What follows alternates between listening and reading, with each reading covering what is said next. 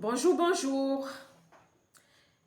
Est-ce qu'il t'est déjà arrivé à la fin d'une journée de travail de ressentir des douleurs au niveau du cou, des épaules, du dos, des pieds?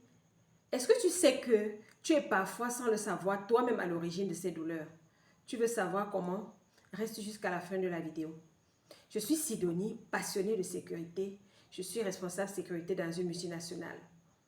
Aujourd'hui, je te parle d'un danger souvent ignoré, mais qui est omniprésent et qui cause beaucoup de dommages. Il s'agit des troubles musculo-squelettiques. Attention, que ce gros mot ne te dérange pas. Il s'agit simplement des douleurs et des blessures internes que tu te crées lorsque tu adoptes une mauvaise posture. En fait, lorsque le corps n'est pas bien aligné, les muscles et les articulations subissent une certaine tension qui, à la longue, te font développer des douleurs qu'on appelle troubles musculo-squelettiques. Mais la bonne nouvelle, c'est qu'avec certains gestes bien simples, tu peux t'en prémunir. Ou alors, si tu en souffres déjà, tu peux atténuer tes douleurs.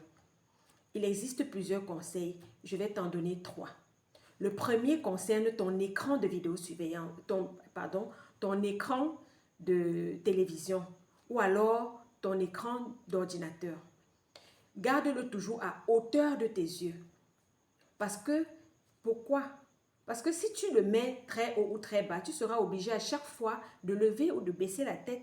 Et là, tu auras des problèmes au niveau du cou et du dos et de tes épaules. Et lorsque toi qui as toujours l'habitude de regarder pendant des heures ton téléphone, la tête baissée, fais attention parce que tu risques d'avoir le même problème. Le deuxième conseil concerne ton dos. Garde toujours ton dos droit, que tu sois assis ou debout. Et si tu dois te baisser pour ramasser ou pour porter quelque chose, maintiens ton dos droit et plie plutôt tes genoux. Ta colonne vertébrale te remerciera plus tard. Le troisième conseil se résume en un seul mot, bouge.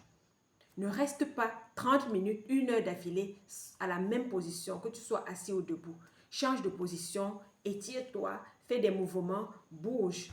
Là, ton corps, tes muscles et tes articulations n'auront pas le temps de développer ces TMS.